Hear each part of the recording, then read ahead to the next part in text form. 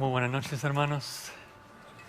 Es un privilegio estar nuevamente con ustedes. Por favor, vayan buscando la carta de Pablo a Tito.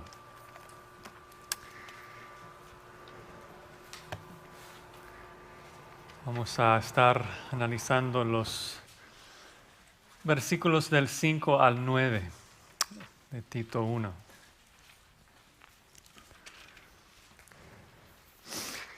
El rey David tenía una relación muy especial con Dios, ¿no?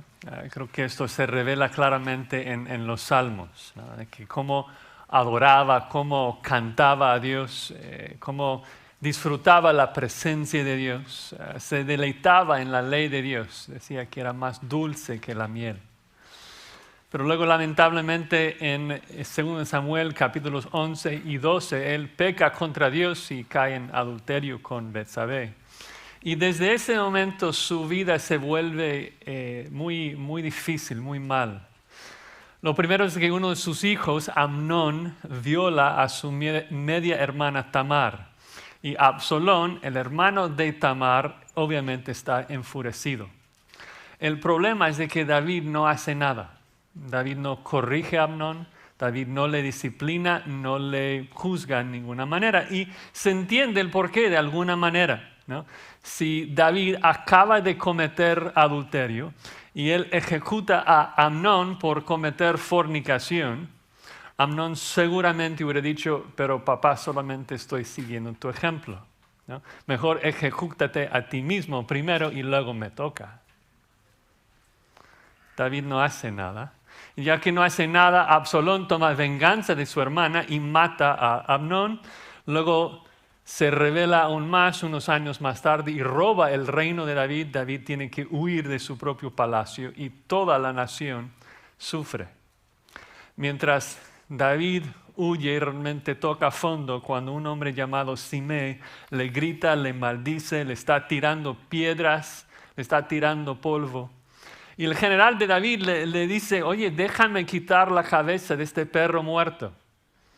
Y David contesta, no, deja que me maldiga, pues Jehová se lo ha dicho. ¿Qué diferencia? El joven David diciendo, oh, cuán dulce es el pensamiento de Jehová. Y ahora esto. Es duro cosechar las consecuencias del pecado que sembramos.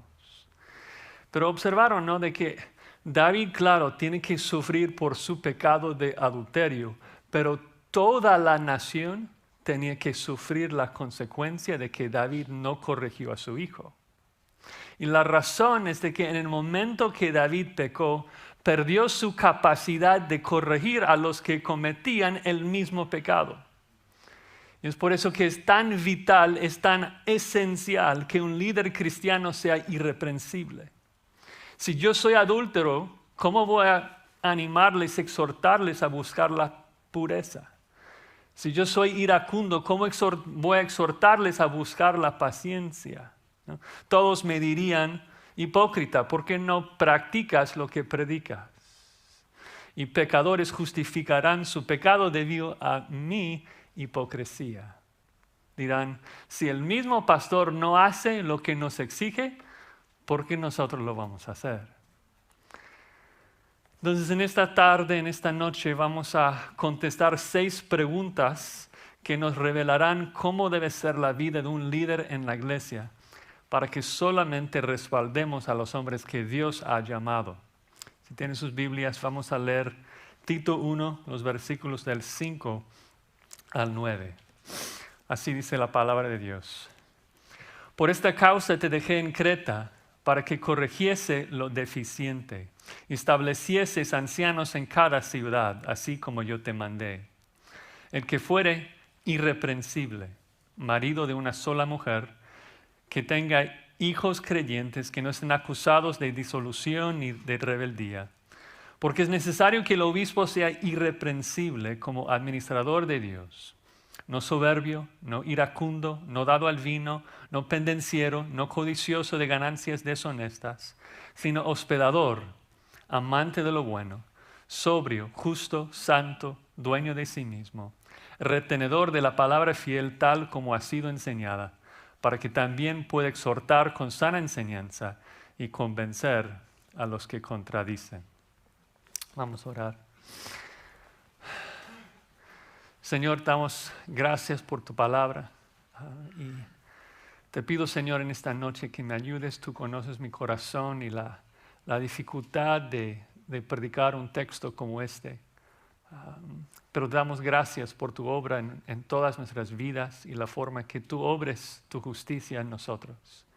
Así que oramos, Señor, que una vez más tú ilumines nuestras mentes para comprender este texto y que nos des poder y fuerza para ponerlo en práctica en nuestras vidas. Para la honra de nuestro Señor y Salvador Jesucristo lo pedimos. Amén. La primera de las 6 preguntas es: ¿cuál es la misión? ¿Cuál es la misión para un liderazgo? Y la misión es tener ancianos en cada iglesia. Ven ahí el versículo 5. Dice: por esta causa te dejé en Creta para que corrigieses lo deficiente, establecieses ancianos en cada ciudad, así como yo te mandé. Recuerdan que Creta es una isla al sur de Grecia. Parece que no hubo ninguna presencia apostólica allí hasta que Pablo llega unos 30 años después de Pentecostés. Entonces las iglesias sufrían diferentes problemas y deficiencias. Y Pablo, al estar allí, seguramente hubiera querido ayudar, pero tiene que cumplir con su palabra para ir al oeste. Así que no puede quedarse y deja a Tito allí. Cuando habla de corregir lo deficiente, deficiente no necesariamente indica pecado, es algo incompleto, es algo que carece de madurez. Seguro también hubo pecado, pero el punto es de que hay una serie de dificultades, una mezcla de deficiencias.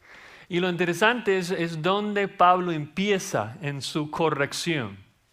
No sé si todos pensaríamos iguales. O sea, llegas a una iglesia con bastantes problemas, seguramente unos programas que están mal, líderes en diferentes situaciones, hubo necesidad de reconciliación, seguro muchas cosas que habría que corregir. Pero Pablo empieza con la santidad de los líderes. Dice Tito: primero corrige el liderazgo y nombra ancianos calificados. Es tan importante, porque la santidad de la iglesia jamás superará la santidad de sus líderes. Si la iglesia sigue a sus líderes y los líderes están mal, están en pecado, no hay mucha esperanza. Bueno, ¿qué significa esto de ancianos? ¿Qué es un anciano? ¿Cuál es su responsabilidad? Bueno, creo que una de las claves es comprender de que anciano no es un término solamente del Nuevo Testamento. Es un término también del Antiguo Testamento. Los ancianos de una ciudad eran los encargados de gobernar, los que dirigían. No, vemos esto a lo largo de todo el Antiguo Testamento, desde Génesis 50, en Éxodo 3, Dios manda a Moisés a ir y hablar con los ancianos de Israel. Éxodo 24, Moisés delega la responsabilidad de gobernar a 70 ancianos. En Ruth vemos de que una propiedad se compra en frente de los ancianos de la ciudad. El Sanedrín, un grupo de 70 hombres, 70 ancianos tenían control y autoridad sobre Israel en los tiempos de Jesucristo. Cada sinagoga también tenía sus ancianos. Entonces Pablo está hablando dentro de ese contexto.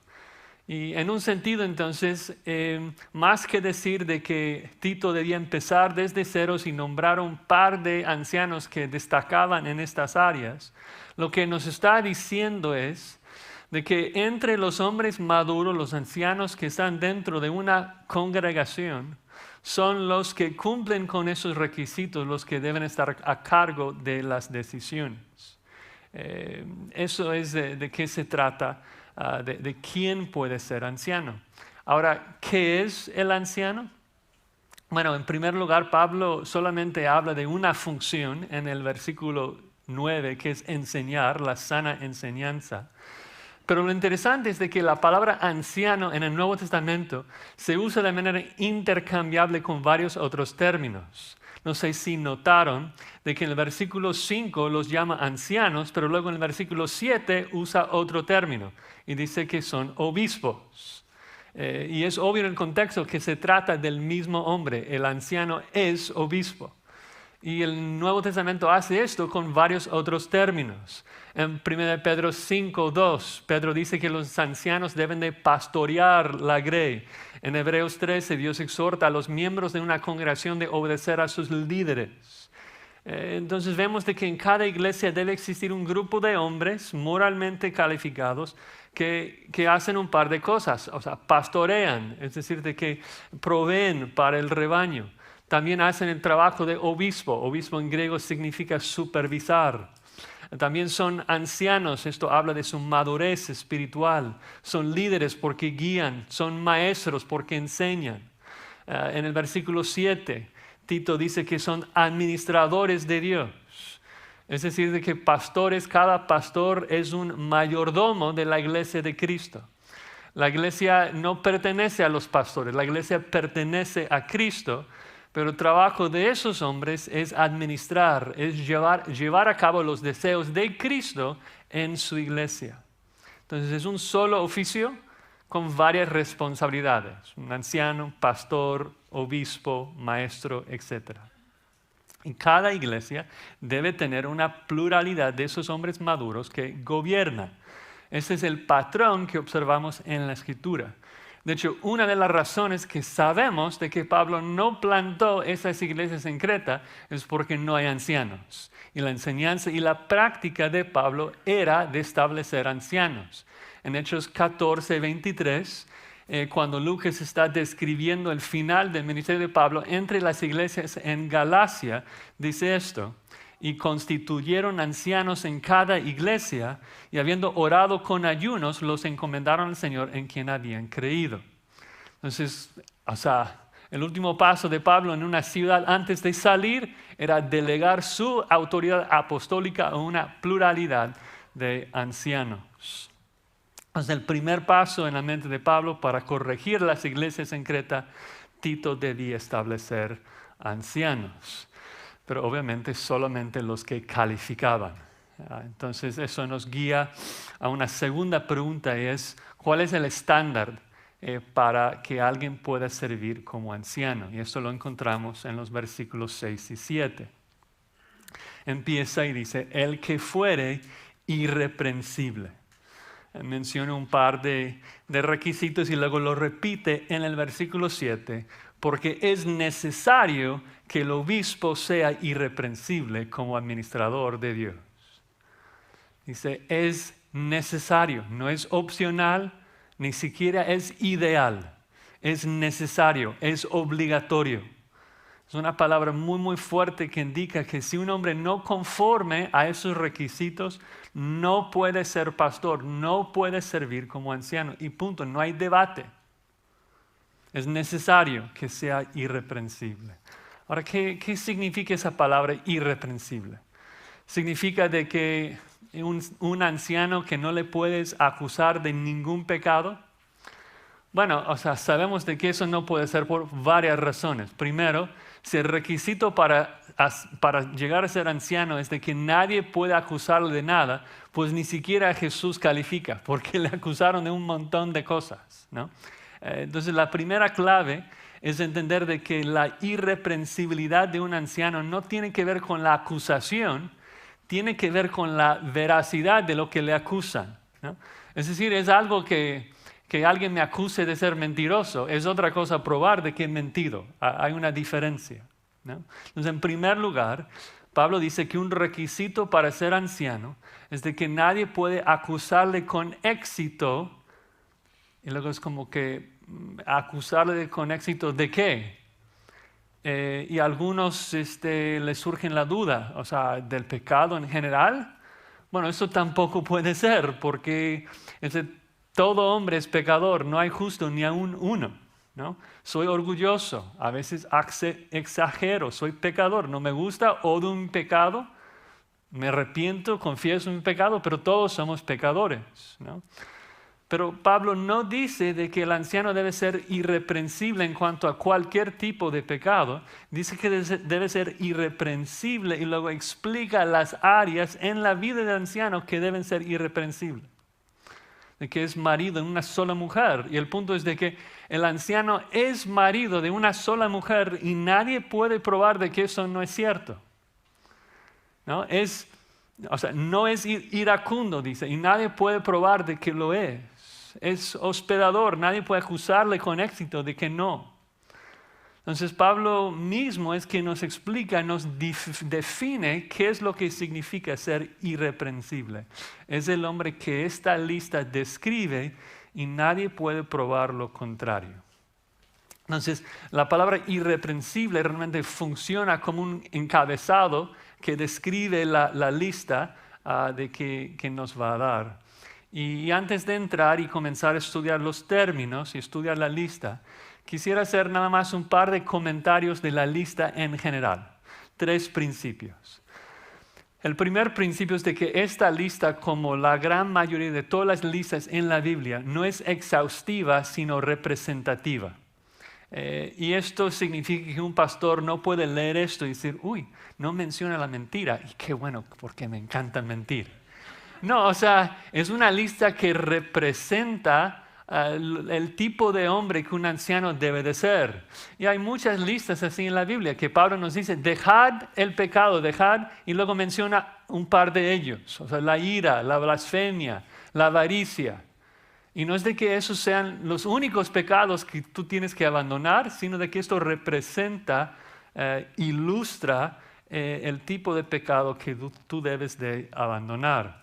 Entonces la lista representa a todos. Segundo principio, me parece que esta lista es independiente. Y eso es importante porque hay por lo menos 3, en mi opinión, 3 listas que describen los requisitos para un anciano.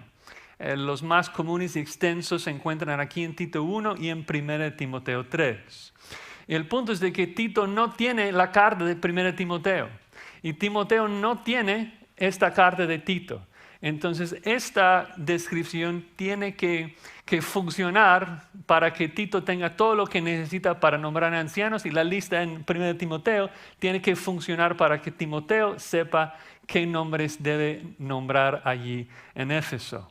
Y eso nos va a ayudar a algunas dificultades, porque nos damos cuenta de que esta lista no está agregando cosas a la otra lista, sino que lo está complementando. Se pueden armonizar. Y por último, el último principio es de que esta lista sí establece requisitos para los ancianos, pero es un estándar para todo cristiano. No quiero que piensen, este mensaje solamente es para Pastor Henry y para Josías. No, esta lista sí es un requisito para ancianos, pero es un estándar para todo cristiano. Todos debemos amar lo bueno, todos debemos ser fieles en nuestros matrimonios, todos debemos amar la justicia y ser santos, ¿no? La diferencia es de que un cristiano, por ejemplo, puede batallar con el pecado de ser iracundo y seguir siendo cristiano. Un anciano que pelea con ser iracundo no puede servir como anciano, tiene que salir del liderazgo. Bueno, ¿más o menos? Ok, entremos en la lista de requisitos. Sabemos ya la misión, que es tener ancianos en cada iglesia. Sabemos el estándar, es de que sean irreprensibles. Ahora la primera pregunta de los requisitos es ¿cómo gobierna su familia? Dice, marido de una sola mujer y tenga hijos creyentes que no estén acusados de disolución ni de rebeldía. Primero es importante señalar de que aunque se tradujo como marido, literalmente en griego dice varón, dice hombre. Y en particular si estamos leyendo la lista en 1 Timoteo 3, eso es de esperarse, porque los requisitos en 1 Timoteo 3 se escriben inmediatamente después de 1 Timoteo 2, obviamente, y lo último que dice en 1 Timoteo 2 es: no permito a la mujer enseñar ni ejercer dominio sobre el hombre, sino estar en silencio. Y la razón que da no tiene que ver con la cultura, no tiene que ver con los tiempos. Dice que la razón que la mujer no puede ser pastora ni predicar es porque Adán fue formado primero y después Eva. Es decir, de que es parte del orden de la creación. No se debe al pecado, se debe al diseño original de Dios en la familia, de que el hombre fue establecido como la cabeza. No se trata de inferioridad, no se trata de valor ni de dignidad. En Cristo no hay varón ni mujer. Se trata solamente de una distinción de papeles, de función. Bueno, el primer requisito es de que ese varón, ese anciano, debe ser un varón de una sola mujer. Es decir, que no anda con varias, ¿no? No es adúltero, no es fornicario. Y creo que se entiende, ¿no?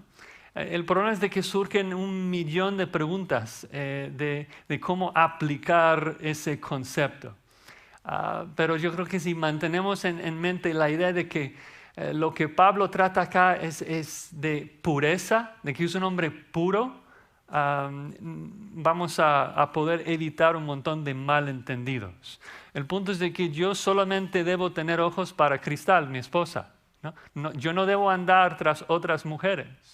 Y aunque no vamos a poder contestar todas las preguntas, quiero subrayar nada más algunas de las más comunes.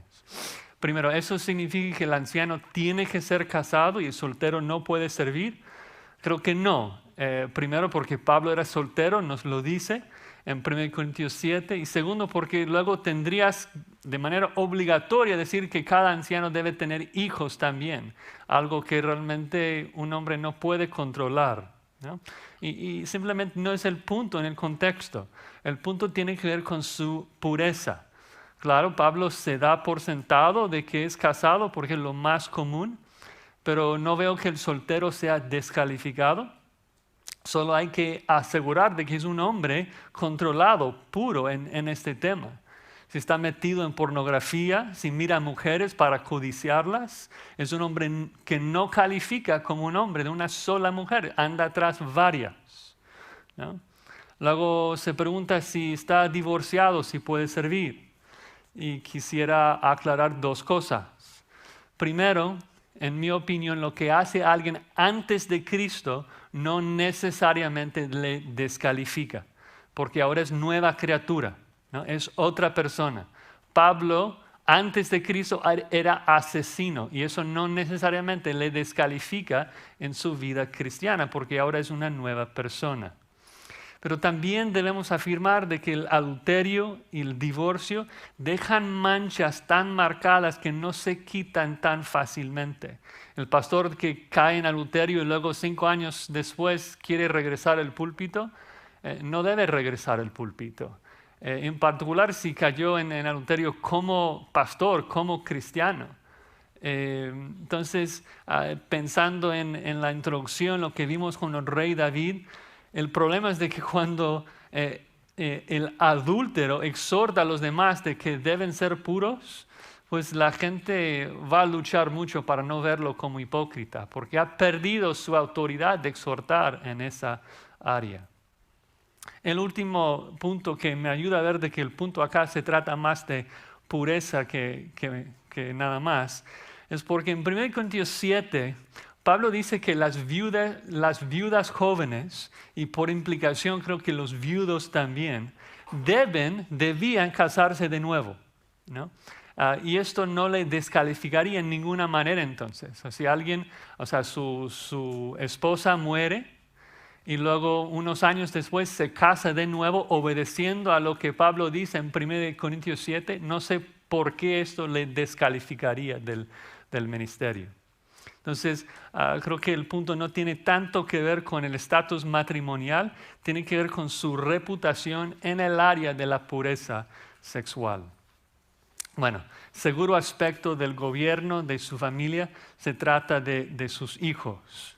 En 1 Timoteo 3, si quieren dejar su dedo en Tito y buscar 1 Timoteo 3, dice allí en el versículo 4, de que es necesario que el obispo sea irreprensible, y luego el 4, y que gobierne bien su casa, que tenga a sus hijos en sujeción con toda honestidad, pues el que no sabe gobernar su propia casa, ¿cómo cuidará de la iglesia de Dios?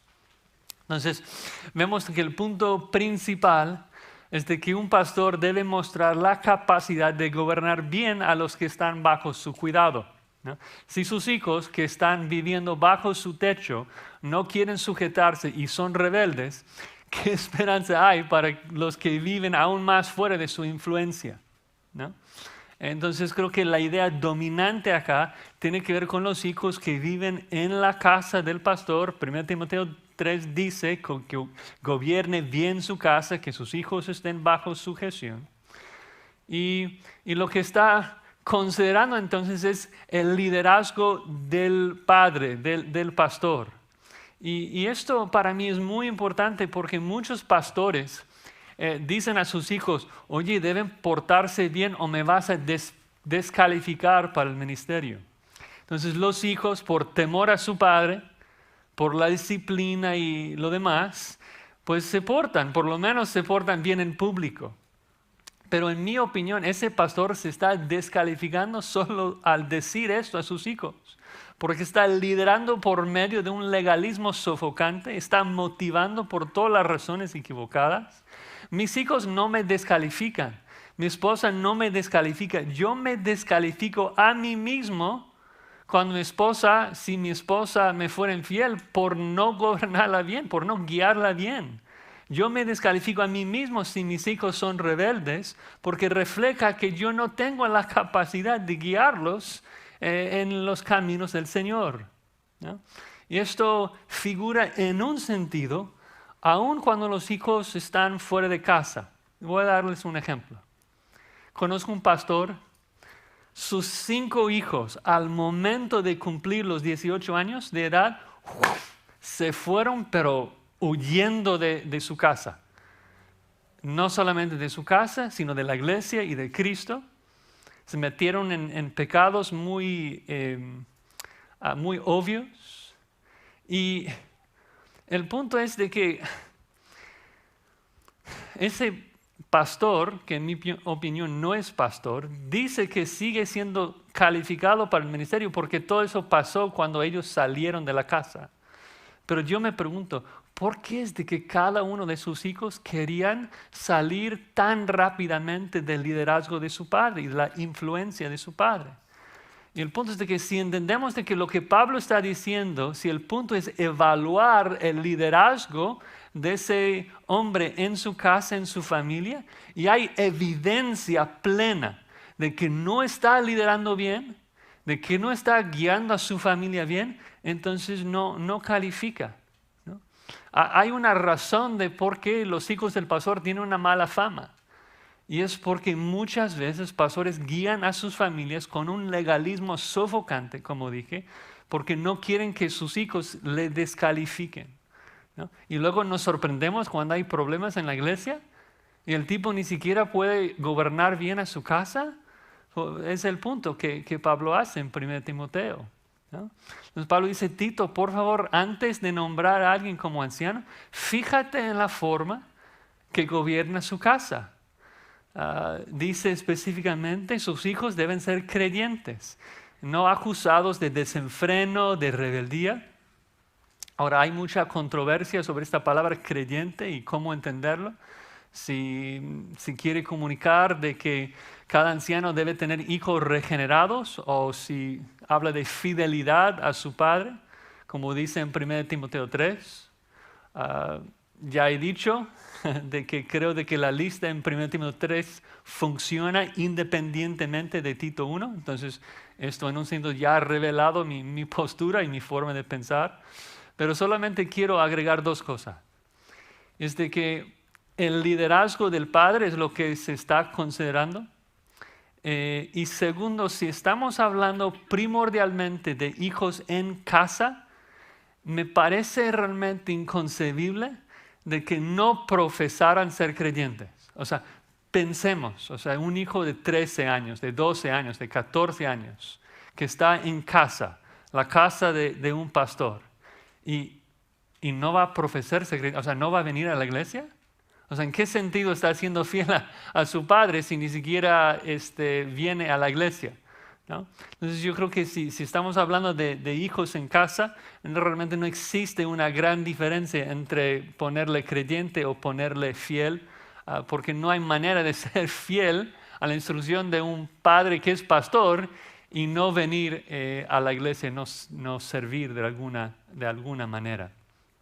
Bueno, el punto es de que si el anciano, ¿no?, ha mostrado capacidad de guiar e instruir a su familia en las cosas del Señor, entonces está calificado. Si no puede hacer eso, no hay esperanza que lo pueda hacer en la iglesia.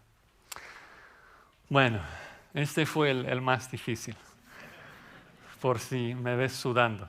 Ya llegamos a la cuarta pregunta, que explica lo que no puede describir la vida del pastor. ¿Qué es lo que no le describe? Y dice: no soberbio, no iracundo, no dado al vino, no pendenciero, no codicioso de ganancias deshonestas. Primero dice no soberbio. Soberbio significa arrogante, presuntuoso. Y es tan importante que un pastor no sea así, porque le vamos a poner enfrente, le vamos a dar el micrófono. Y si tiene dificultades con el orgullo, será muy, muy difícil cuando lo ponemos enfrente. Todos hemos visto pastores que buscan la fama, que les encanta el reconocimiento de la gente, que se creen superiores a los demás. Un anciano no puede ser así, ¿no? Pero dice a los ancianos: apacentar la grey cuidando de ella, no por fuerza, sino voluntariamente, no como teniendo señorío sobre los que están bajo vuestro cuidado, sino siendo ejemplos de la grey. Es decir, de que el anciano no da órdenes como un superior. Entiende de que es un igual a los miembros de la iglesia. Tampoco puede ser iracundo. Iracundo significa airado, fácilmente irritable.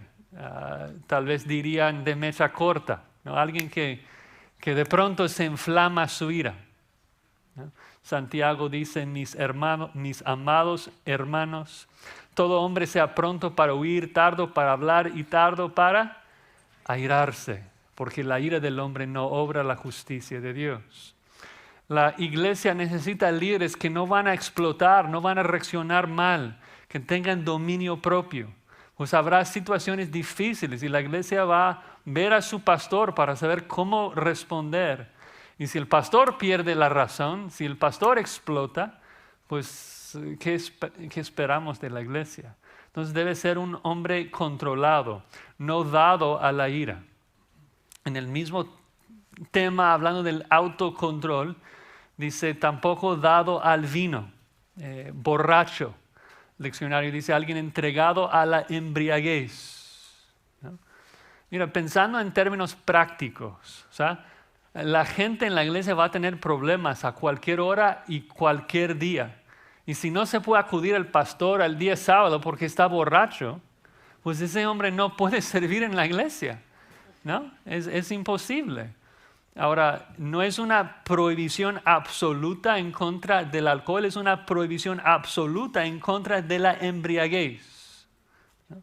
Pablo dice en Efesios 5:18: no os embriaguéis con vino, en lo cual hay disolución, antes bien sed llenos de él o por el Espíritu. El anciano debe ser controlado por el Espíritu, no controlado por el alcohol, no controlado por ninguna otra influencia. Debe siempre estar disponible para servir la grey, servir la iglesia de Cristo. Agrega: no pendenciero, no peleonero, no violento. El anciano no debe buscar pleito, ¿no? De hecho, en 2 de Timoteo 2:24, en mi Biblia solamente es una hoja atrás. Yo entiendo que eso es otra lista de requisitos porque el lenguaje es idéntico. Dice en griego: es necesario, ¿no? Dice: el siervo del Señor no debe ser contencioso. 2 de Timoteo 2:24. El siervo del Señor no debe ser contencioso, sino amable para con todos, apto para enseñar, sufrido, que con mansedumbre corrija a los que se oponen, por si quizá Dios les conceda que se arrepientan para conocer la verdad y escapen del lazo del diablo en que están cautivos a la voluntad de Él.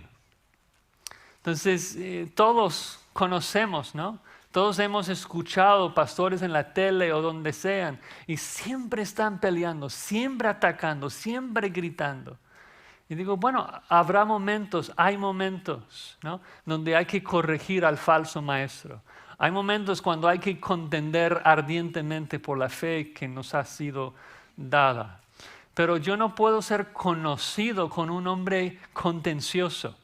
En 1 Timoteo 3, Pablo agrega que debe ser amable y que debe ser apacible, ¿no? El anciano debe buscar la paz, no buscar el pleito, ¿no? Agrega, tampoco codicioso de ganancias deshonestas. Es una sola palabra en griego que describe a un avaro que busca dinero por cualquier fuente, por cualquier método. Y realmente si estamos viendo el contexto y a dónde va Pablo con esta carta y que va a hablar en contra de los falsos maestros y los falsos profetas, es que sabemos que los falsos maestros destacan en eso, ¿no? Su avaricia. Son famosos por eso, son unos sinvergüenzas con sus aviones y sus riquezas y se jactan de eso. Pablo dice a Timoteo en 1 Timoteo 6, así que teniendo sustento y abrigo, estemos contentos con eso. Porque los que quieren enriquecerse caen en tentación y lazo, en muchas codicias necias y dañosas, que hunden a los hombres en destrucción y perdición. 1 Timoteo 6:10, porque raíz de todos los malos es el amor al dinero, el cual codiciando algunos se extraviaron de la fe y fueron traspasados de muchos dolores. El hombre que es avaro, cuando se convierte en pastor, ya es un gran problema. Ya si quiere enriquecerse por medio de ganancias deshonestas, vas a notar una diferencia en el mensaje que viene del púlpito. Ya va a ser un mensaje más inclusivo, porque busca hacer crecer la iglesia, porque más gente, más bolsillos, más ofrenda, más dinero que viene a mi cuenta, ¿no? No puede ser así, ¿no? Bueno, esto es una pequeña descripción representativa de las características que no pueden describir a un anciano. Ahora una lista de lo que realmente debe de describirle. ¿Qué es lo que describe a un anciano? Dice versículo 8. Hospedador, amante de lo bueno, sobrio, justo, santo, dueño de sí mismo. Hospedador, lo hemos escuchado varias veces de nuestro pastor, no se trata de la forma que doblas la servilleta en tu casa y la forma que pones las flores cuando invitas a tus amigos a la casa.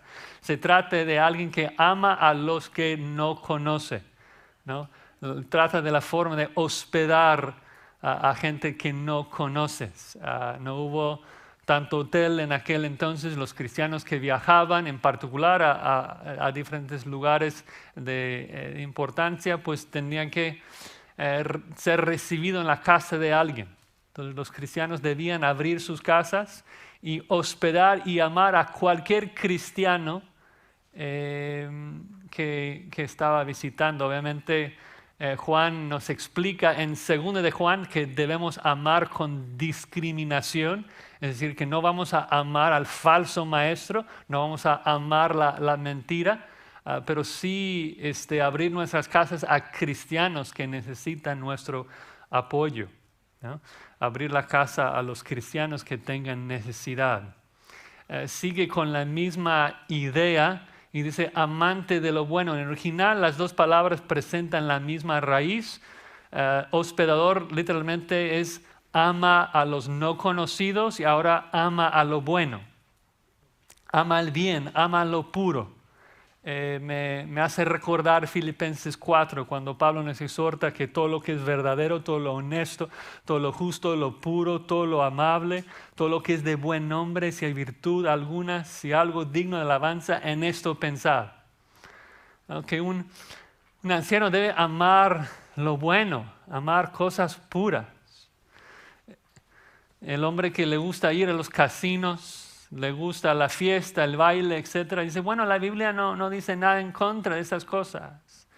Bueno, No queremos ser legalistas, es cierto que no lo dice, pero si lo que te atrae es lo que el mundo ofrece, hay un problema, ¿no? Si lo que te gusta tiene que ver con cosas cuestionables, entonces no estás reflejando un corazón que es como el corazón de Dios, porque Dios ama la justicia, Dios ama la pureza, Dios ama la santidad, Dios ama el bien, Dios ama, sí, lo justo, lo puro. Y entonces el anciano también debe amar el bien. Agrega sobrio, que significa serio, moderado, prudente, con dominio propio. El diccionario agrega, es alguien que evita los extremos, ¿no? Es decir, que no es siempre payaso, ¿no? El anciano va a precedir en el funeral de tus padres. Piensa en eso.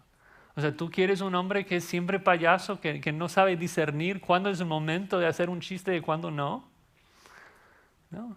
Obviamente Pablo no está en contra de un buen sentido de humor, pero es un hombre que sabe discernir cuándo es el momento apropiado y cuándo no. El pastor que ofende gente en Facebook porque no piensa antes de publicar cosas es un hombre que no tiene la sobriedad, no tiene la prudencia de ser anciano. No debe ser controlado por la razón, no por la emoción. Agrega que es un hombre justo, recto, íntegro. Es decir, si vas a su trabajo y revisas sus finanzas, de que todo cuadra, no hay nada que hace debajo de la mesa. Es interesante, en 1 Timoteo 3, agrega que el anciano debe tener un buen testimonio de los de afuera. Y claro, porque si es un hombre justo, íntegro, no habrá vecinos que le reclaman por sus engaños, no habrá clientes defraudados, porque todo lo que hace lo hace correctamente. Es un hombre justo. Ahora, obviamente Pablo no tiene en mente una justicia perfecta. No está buscando perfección. Romanos 3 dice, no hay justo ni aún uno. Entonces, si se trata de vivir en perfección, habría exactamente 0 ancianos que califican en este mundo. Pero el punto es de que se trata de un hombre que tiene una reputación íntegra, que es un hombre recto y todo el mundo lo sabe. Agrega que es un hombre santo también. Otra vez, la idea no es 100% santo como Dios es santo. Eso no es posible de este lado de la gloria.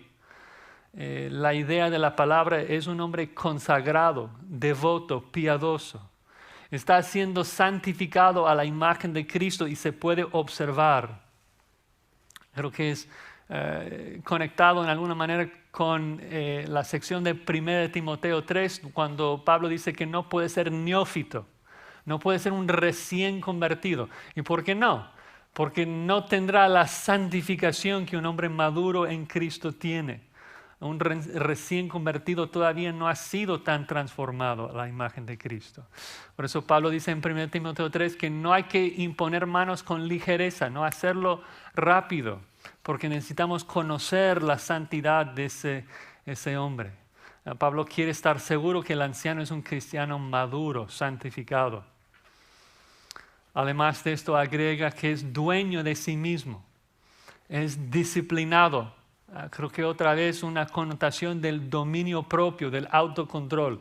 Es interesante la cantidad de requisitos que tienen que ver con esa calidad, de que es un hombre disciplinado, controlado, ¿no? Es algo muy, muy importante. Cristo ama a su iglesia. No quiere que esté expuesta a un liderazgo inestable, un liderazgo propenso a buscar sus propios intereses. Los líderes deben ser controlados, porque solamente hombres disciplinados podrán guiar a la iglesia en lo que Cristo quiere.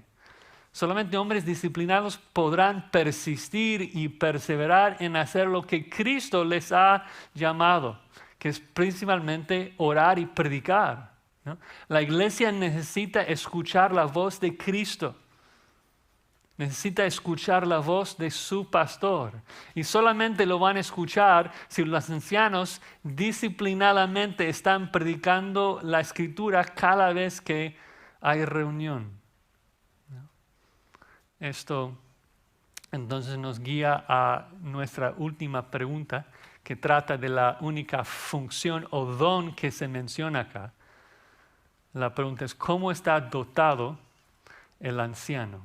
Dice versículo 9, que es retenedor de la palabra fiel tal como ha sido enseñada, para que también pueda exhortar con sana enseñanza y convencer a los que contradicen. Entonces menciona 3 cualidades. Retiene la palabra, exhorta con la palabra y convence con la palabra. Primero dice que es retenedor de la palabra fiel tal como ha sido enseñado. Y me encanta esto. El maestro en primer lugar tiene que ser enseñable. Primero el maestro debe destacar como alumno. Porque si no sabe la sana doctrina, ¿cómo lo va a enseñar? Si no se ha sentado a los pies de un maestro bíblico, no va a poder enseñar a otros. Es como Pablo dice en 2 Timoteo 2:2, de que pastores deben pasar la estafeta de la sana doctrina a una segunda generación, que pueden pasarla a una tercera y cuarta generación. Y así sucesivamente, ¿no? Entonces, Pablo dice a Timoteo, el hombre muestra que ha aprendido sana doctrina. Y cuando hablamos de retener, cuando hablamos de aprender bíblicamente, no estamos hablando solamente de saber información. No estamos hablando de que, uy, ¿qué nota sacó en el seminario? Eso no importa. El diccionario define la palabra retener como alguien que sirve la sana doctrina con devoción, que se mantiene firme en la enseñanza, que se aferra a la sana enseñanza. Entonces habla de aprender la sana doctrina y ponerla en práctica. Antes de considerar que un hombre sea predicador de la palabra, tenemos que preguntarnos si practica la palabra. Esdras 7:10, Esdras había preparado su corazón para inquirir la ley de Jehová y para cumplirla y para enseñar en Israel sus estatutos y decretos. Tiene que haber ese orden, aprenderla, vivirla y luego enseñarla. Es necesario que practique la palabra, porque su propósito en el ministerio será eso, será exhortar con sana enseñanza y convencer a los que contradicen. Entonces Pablo, en esa última línea del versículo 9, presenta el trabajo de lo que el anciano va a hacer y lo divide entre el aspecto positivo de la enseñanza y el aspecto negativo de la enseñanza. Va a enseñar verdad y va a corregir error. Primero dice exhortar con sana enseñanza. Exhortar, lo sabemos, es una palabra muy difícil de traducir. Paracleto, en sustantivo, parakaleo, acá el verbo literalmente trata de pedir que alguien venga a tu lado para auxiliarte. El Espíritu Santo es llamado nuestro paracletos y se traduce consolador. Jesucristo en 1 Juan 2 se llama nuestro paracletos y se traduce como abogado defensor. La traducción depende de la necesidad. O sea, es alguien que te va a ayudar con un problema, pero dependiendo del problema, así se va a traducir. La pregunta es, ¿cuál es la necesidad en este contexto? Bueno, la necesidad es enseñanza, es instrucción, ¿no? Su deber es instruir, enseñar a las ovejas, ¿no? Sabemos eso, toda la Escritura lo enseña, lo hemos escuchado de Efesios 4, de que el trabajo del pastor maestro es perfeccionar a los santos para la obra del ministerio, ¿no? Entonces, el pastor, el anciano, tendrá el deber de exhortar, de animar, de instruir a la gente en sana enseñanza. La enseñanza, lo que significa y lo que implica la Escritura. Y sería lindo si esa fuera la única responsabilidad de enseñanza, de simplemente, enseñar la Biblia, todo el consejo de Dios, de Génesis, Apocalipsis, y todos lo creyeran, lo aceptaran, lo abrazaran y el trabajo termina allí. Pero no es así. Lo que pasa es que hay falsos maestros, constantemente introduciendo herejías destructivas, mentiras diabólicas en la iglesia. Entonces el pastor debe conocer la Escritura tan profundamente que no solamente puede enseñarla, también puede refutar el error. Dice, y convencer a los que contradicen, en la Reina Valera. Me gusta mucho la traducción de la Biblia de las Américas. Creo que capta el sentido de la palabra original un poco mejor. Dice que el anciano debe refutar a los que contradicen. Y pienso que es importante porque la realidad es que yo no tengo el poder de convencer a nadie, ¿no? Yo puedo presentar los argumentos, pero el trabajo de convencer de pecado, convencer del error, es el trabajo del Espíritu Santo. Yo debo presentar el texto, yo debo exponer la verdad, yo debo derribar los argumentos equivocados. Pero si la persona se convence o no se convence, eso se determina por muchos otros factores.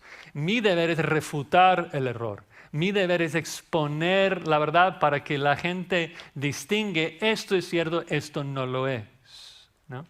Y hoy en día es lamentable, pero hay muchos que dicen solamente debemos amar, no debemos juzgar a nadie, no debemos hablar mal de nadie, no debemos juzgar, no debemos nombrar a falsos maestros. Hace no sé cuánto tiempo, pero en un mensaje nombré a Cash Luna como falso maestro y cómo la gente se ofendió de eso. Pero, o sea, si pensamos en el trabajo de un pastor de ovejas, o sea, ¿qué pastor tan malo es el que ve que una de sus ovejas va tras un lobo y no le dice nada? No le advierte, no le dice. O sea, inconcebible. Claro que tenemos que hacer. Tenemos que no solamente refutar el error que dice el versículo, refutar a los que contradicen, refutar a las personas que contradicen la verdad. Entonces, este es el deber de un anciano, de enseñar la verdad, de proteger al rebaño del error. Y para cumplir con eso, primero tiene que ponerla en práctica. Bueno, poco rápido ver esos requisitos. Lo vimos, una volada ahí a vista de pájaro, tal vez. Pero espero que al pensar y meditar en todos los requisitos se hace claro el tipo de hombre que Dios ha llamado al ministerio. La realidad es, como vimos, como el rey David, el pecado de un líder traerá problemas serios, ¿no?, a todos los que viven bajo su autoridad. Así que debemos prestar mucha atención a esto. Y a la luz de lo que estudiamos, yo quisiera concluir con 4 implicaciones que me fueron muy obvias al estudiar el texto. El primero fue, por favor, oren por sus pastores. O sea, lo necesitamos. Lo necesitamos. Pablo constantemente estaba implorando a sus hermanos, por favor, oren por mí. Los ataques a veces son fuertes. Y les pido, por favor, oren por nosotros, que Dios obre estas cualidades más y más en nosotros, porque queremos ser ejemplos a la grey, queremos servirles. Es un deseo, ¿no?, en particular para nosotros, que Dios nos preserve en santidad. Una segunda implicación: si hay un hombre acá en nuestra congregación que al escuchar el mensaje está pensando, bueno, yo no soy perfecto, pero anhelo servir en esta iglesia y pienso que califico, por favor, habla con Pastor Henry, conmigo, porque la iglesia necesita ancianos calificados, ¿no?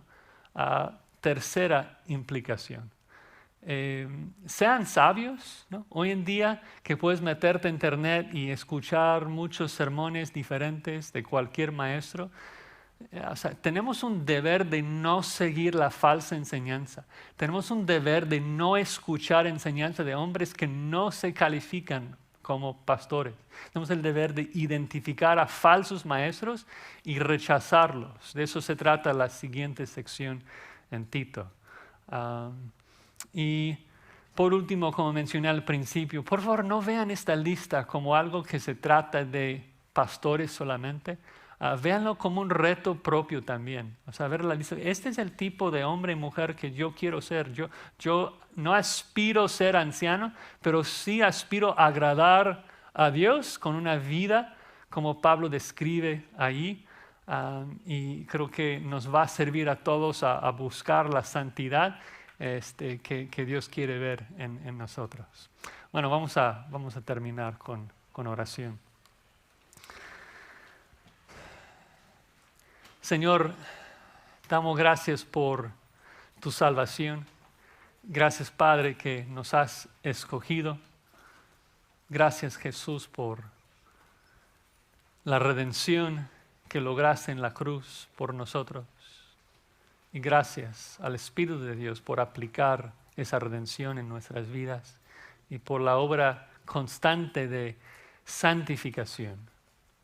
Pensando en nuestras vidas antes de Cristo y el pecado y la suciedad, nos damos tantas gracias a ti, Señor, por la obra que haces en nosotros de conformarnos y transformarnos cada día a la imagen perfecta de Jesucristo.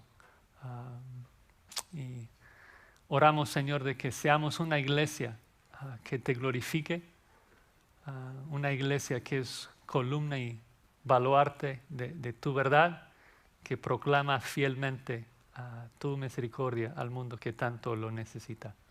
Lo pedimos para la gloria de Cristo. Amén.